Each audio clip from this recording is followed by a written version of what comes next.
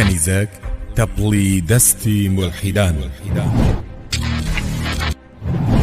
ئایەبوونی یاسای کەنیزەک لە قورئان و سونەتدا ئەو پەڕی ڕەحمەتە بۆ مرۆڤەکان یاخود زوڵمە بەتایبەت بۆ ئافرەتان. لەم ڤیدیۆ دیکۆمەنتاریەدا ئاشنا دەبن بەم یاسا گرنگەی پەروەردگار کەنیزەک. لەم خاڵانەی خوارەوەدا یەکەم دەست بەسەر ئەسەبی چییە؟ مولک الیەمین کەنیزەک چییە؟ دووهەم ئایا جیاوازی چییە لە نێوان بەکەنیزەکردن لەگەڵ بەکۆیلەکردن؟ سێم ئایا بەکۆیلەکردن پێش هاتنی ئاینی پیرۆزی ئیسلام چۆن بووە؟ مەرجەکانی بەکەنیزەکردن چییە و چێ دەکرێتە کەنیزەک لە ئیسلامدا؟ چارەم مافا گرنگ و گەورەکانی کەنیزەک چین لە ئیسلامدا؟ پێنجەم ئەو کارانەی کە حرامن لە بابەتی کەنیزەکدا چین؟ شەشەم ئایا ئافرەتان و منداڵانی بەجێماوی دوای جەنگ ئێهمال بکرێن یاخود بکرێنە کەنیزەک؟ یەکەم دەست بەسەر ئەسەبی چییە؟ کەنیزەک مولک الیەمین چییە؟ دەست بەسەر ئەسەبی بریتیە لە دەستگیرکراوانی شەڕ، زیاتر ئافرەت و منداڵان دەگرێتەوە، چونکە زیاتر ئەو دووچینە لە شەڕدا ئەسیر دەکرێن، بەگشتی پیاوان دەکوژرێن یان هەڵدێن لە شەڕدا. کەنیزەک مولک الیەمین واتە ئافرەتانی ژێردەستکراو یان دەستگیرکراو، ئەو ئافرەتانن کە لە شەڕی نێوان مسلمانان و نامسلمانان دەستگیر دەکرێن و ڕاستپاردەی پیاوێکی مسلمان دەکرێن. لە ئیسلامدا دروست نییە پیاوی پیر، ژن، منداڵ، ئاژەڵ بکوژرێت و دار و درەخت ببردرێت. لە ئیسلامدا ئەو ئافرەتانەی لە ناو سوپای بێباوەڕاندان و کە ڕاستەوخۆ شەڕ ناکەن ئەوە ناکوژرێن، بەڵکو و دەستگیر دەکرێن. ئەمەش کۆدەنجی زانایانی لەسەرە. ئیبن حەزم ڕەحمەتی خوای لێبێت دەفەرمێت زانایان کۆدەنگن لەسەر حرامەتی کوشتنی ئەو منداڵە و ژنە بێباوەڕانەی کە ڕاستەوخۆ شەڕ ناکەن. ئیمامی نەوەوی ڕەحمەتی خوای لێبێت دەفەرمێت زانایان کۆدەنگن لەسەر کارکردن بەم فەرمودەیە کە پێغەمبەر صلی الله علیه وسلم نەهی کردووە لە کوشتنی منداڵ و ژن. کەواتە ژنانی دەستگیرکراو لە جەنگدا حکمیان چی دەبێت؟ خەلیفەی مسلمانان بڕیار دەدات لەسەر چارە نووسی ئەو دەستگیرکراوانە بە یەکێک لەو ڕێگانەی کە شەریعەتی ئیسلام دایناوە، ئەوانیش یان بێ بەرامبەر ئازاد دەکرێن یان بە فیدیا ئازاد دەکرێن بە پارە یاخود بەدیل یان دەکرێنە کەنیزەک. خدای گەورە لە قورئانی پیرۆز لە سوورەی محەممەد دەفەرموێ فإما من بعد وإما فداء حتى تدع الحرب أوزارها. واتە دەستگیرکراوانی جەنگ یان منەتیان بەسەردا بکەن و بێ بەرامبەر ئازادیان بکەن یاخود بەرامبەر فیدیەیەک ئازادیان بکەن. جا فیدیەکە پارە بێت یان دیل بەدیل بێت، هەتا وەکو ئاسەواری شەڕ تەواو دەبێت و کۆتایی دێ. ئەم بڕیارەش خەلیفەی مسلمانان نابێت لە خۆیەوە بیدات، بەڵکو بەپێی بارودۆخ و بەرژەوەندی مسلمانان بڕیاری لەسەر دەدات. چەندین نمونەمان هەیە لە مێژوودا کە خەلیفەکانی مسلمانان ئافرەتی دەستگیرکراوی جەنجیان نەکردووە بە کەنیزەک، بەڵکو ڕاستەوخۆ ئازادیان کردوون بەبێ بەرامبەر، وەکو سڵاحەددینی ئەیوبی لە جەنجی دژی خاچپەرستەکاندا ئافرەتانی دەستگیرکراوی بێ بەرامبەر ئازاد کردو نەیکردنە کەنیزەک. واتە مەرج نییە هەموو کاتێک ئافرەتانی دەستگیرکراو بکرێنە کەنیزەک، بەڵکو بەپێی بارودۆخ و بەرژەوەندی ئەو کاتەی مسلمانان خەلیفەی مسلمانان ئەم بڕیارە دەدات. ئایا هەموو ئافرەتانی دەستگیرکراوی جەنجی نێوان مسلمانان و نامسلمانان دەتواندرێت بکرێنە کەنیزەک؟ زانایان دوو ڕای جوداوازیان هەیە. یەکەم جمهوری زانایان کۆدەنگن لەسەر ئەوەی کە تەنها ئەو ئافرەتە دەستگیرکراوانەی جەنگ حەڵاڵە بکرێنە کەنیزەک کە ئەهلی کتابن، واتە جوولەکە و مەسیحین. لە نمونەی ئەو زانایانە وەکو ئیبن عەبدولبەر زانانی مەذهەبی شافعی، ئیمامی نەوەوی و ئیمامی مالیک و تا دوایی ڕەحمەتی خوایان لێبێت، و هەروەها حەڕامیان کردووە لەگەر غەیری ئەهلی کتاب بکرێنە هاوسەری شەرعی و سەرجێیان لەگەڵدا بکرێت.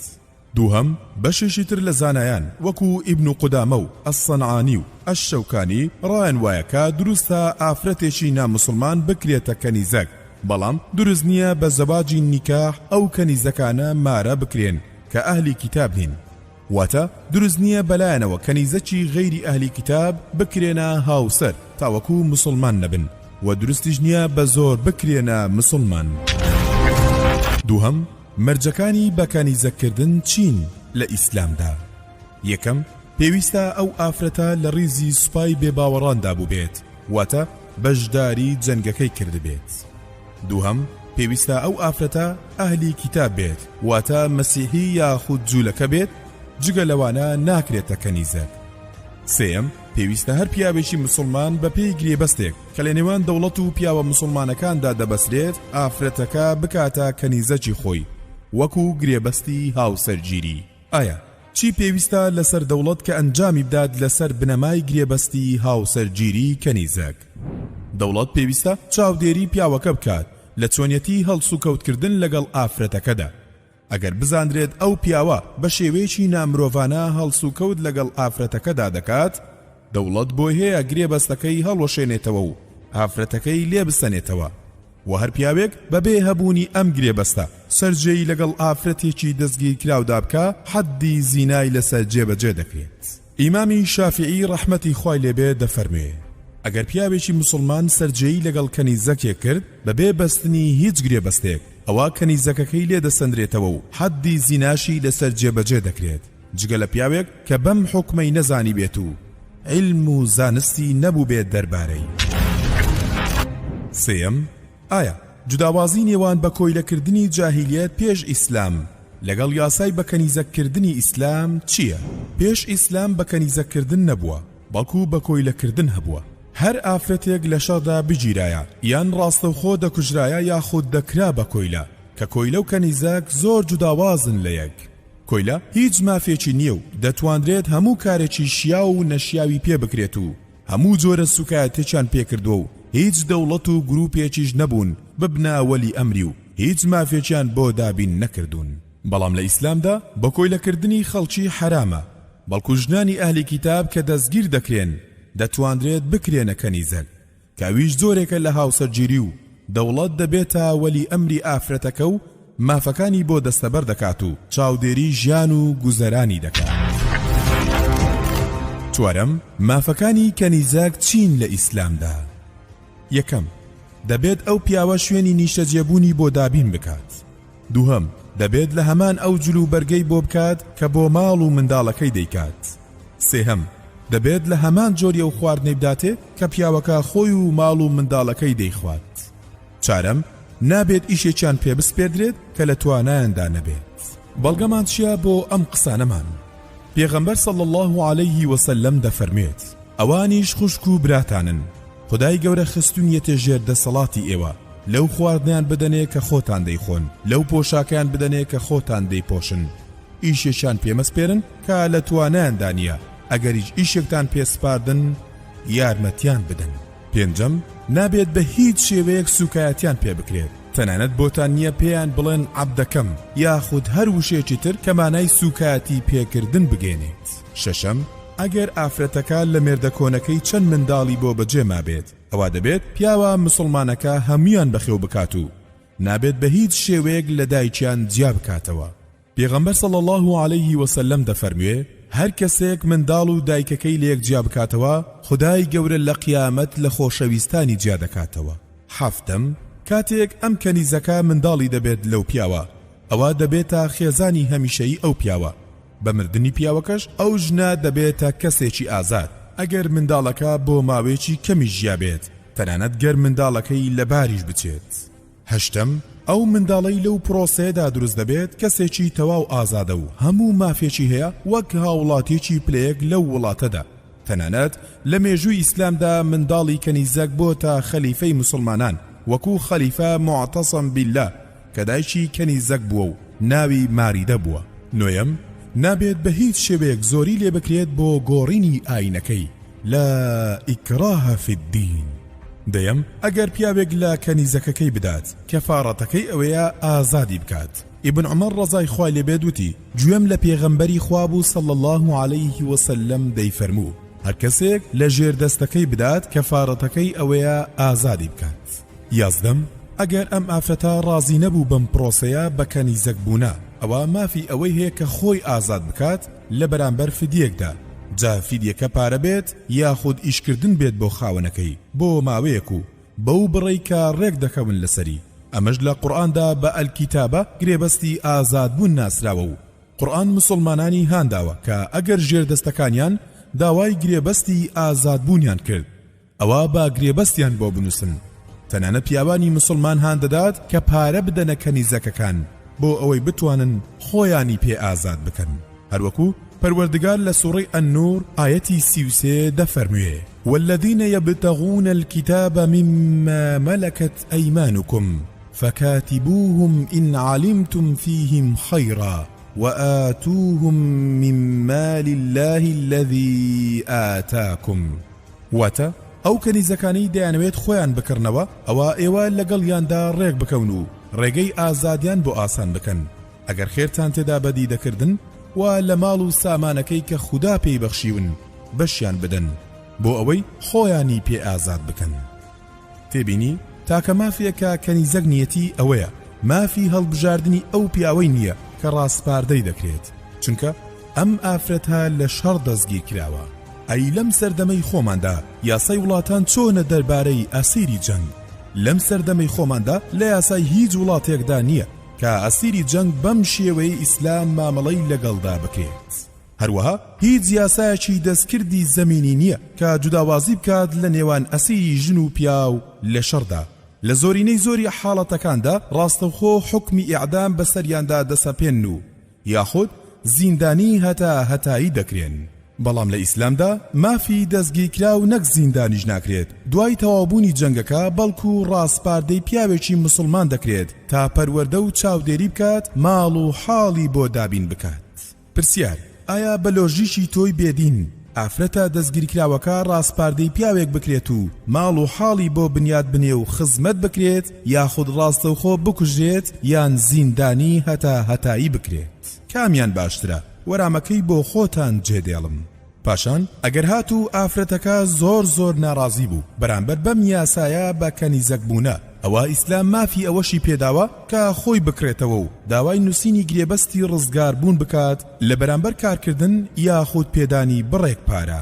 بۆیە بە تەحەداوە بۆ هەموو بەرنامە و دینەکانی تری دنیا یاسایەکم بۆ بهێنن جوانتر و باشتر بێت لەم یاسایە کە مامەڵە بکات لەگەڵ ئەسیر و دەستگیرکراوانی جەنگ. پێنجەم، ئەو کارانەی کە حرامن لە بابەتی کەنیزەکدا.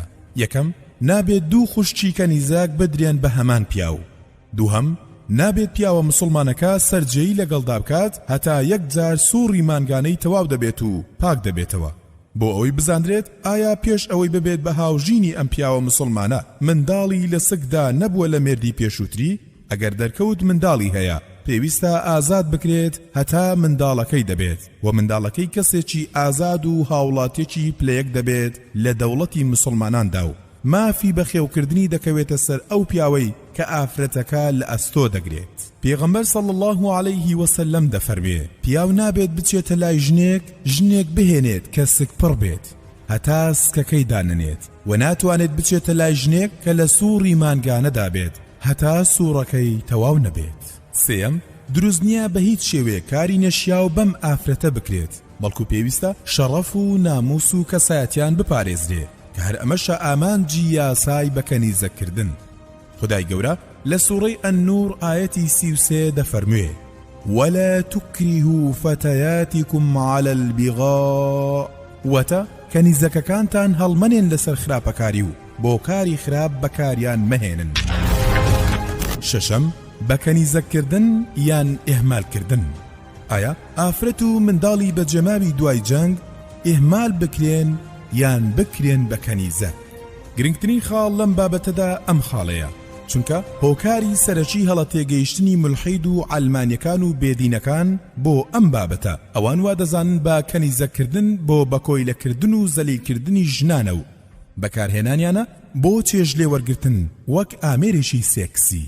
و ئەوان هەمیشە بە جۆرێک باسی کەنیزەک دەکەن کە ئافرەتێکە زنجیر کراوەتە گردنی و سوکاتی پێدەکرێت و لە ماڵێکدایە خزمەتی کۆمەڵێک پیاوی شەهوەتباز و داوێن پیس دەکات کە لە دید و بیرکردنەوەی قێزەونی خۆیانەوە لێکدانەوەیان بۆ بابەتەکە کردووە و چەندین فلیم و دراما و شانۆیان لەسەری بەرهەمهێناوە و هەر پۆستێکیش کە دەیکەن لە تۆڕە کۆمەڵاتیەکان و سۆشیال میدیا دێن وێنەی ئەم فلیمانە بەکاردەهێننەوە کە تیایدا کۆمەڵێک ئافرەت بە زنجیر بەستراونەتەوە و لە بازاڕی مسلماناندا کڕین و فرۆشتنیان پێوە دەکەن و پیاوە شەهوەت بازەکان داوێن پیسیان پێوە دەکەن بۆ چەواشەکردنی خەڵکی و ناشرین پیشاندانی بابەتەکە لە کاتێکدا لای ڕۆژ ئاواییە هاوبیرەکانیان ئافرەت لە مەلها و دیسکۆکان بازرگانی پێوە دەکرێت و لە ڕێکلامی سەرسابوون و شامپۆ و کاڵاکان بەکاردەهێنرێن و بە تەحەداوە بۆ ئەم جۆرە بێڕێزیانە بە ئافرەت تا ئێستا هیچ مولحیدێکیان قسەیەکی لەسەر نەکردووە.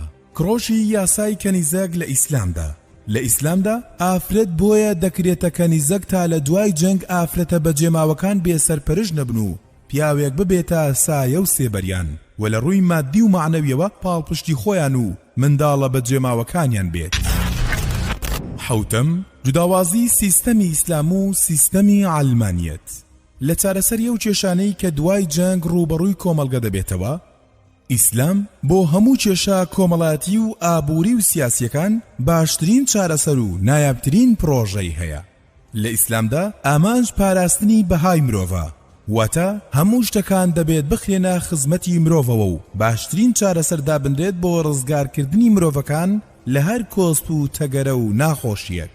بەڵام لە ئەلمانیەتدا ئامانج بەدەستێنانی ئابووری و پارەیە واتە مرۆڤاتی دەخرێتە خزمەتی پارەوە چێ پارە و هێزی زیاتر بوو ئەوە باشترینە بۆ یەکاتێک وڵاتان داگیر دەکەن تا کە شت بەلایەنەوە گرنگ بێت چۆنیەتی بردننی سەروەت و سامانی ئەو وڵاتەیە.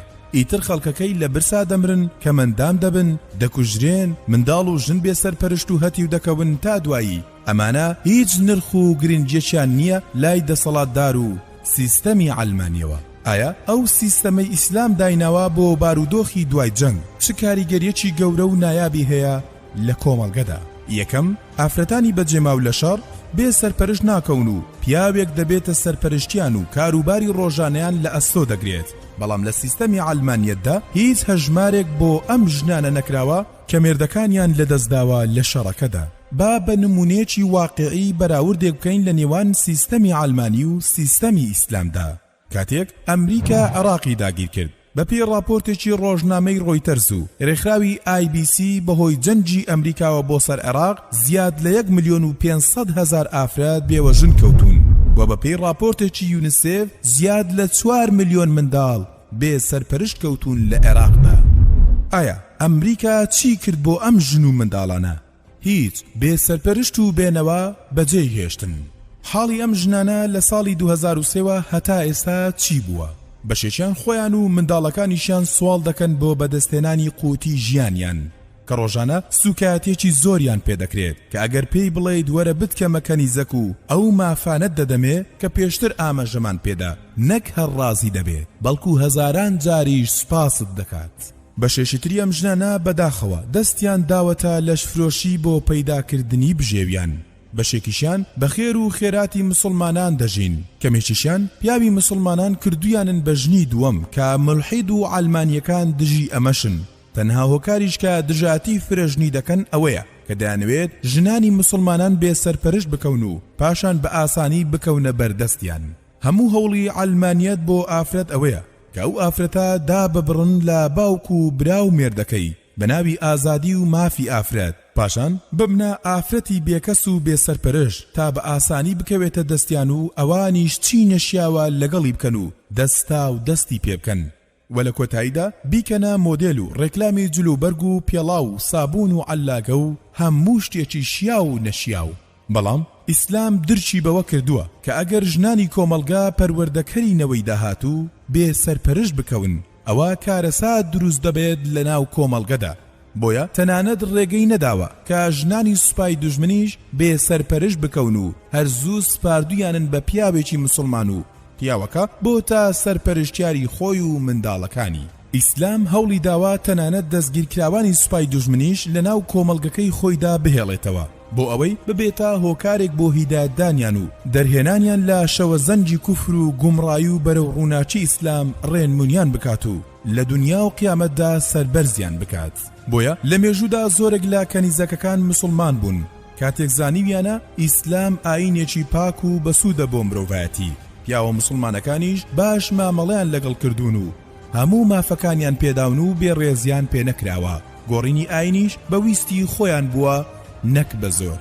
دووهەم، ئیسلام وای کردووەم کەنیزەک و بەندانە ببنە بەشێک لە کۆمەلگا و وەچەکانیان بوونەتە هاوڵاتی پلێک و هەموو مافێکیان پێدراوە. بەڵگەش لە مێژووی مسلماناندا یەکێک لە دەوڵەتەکان ناوی دەوڵەتی مەمالیک بووە، واتە دەوڵەتی ژێردەستەکان.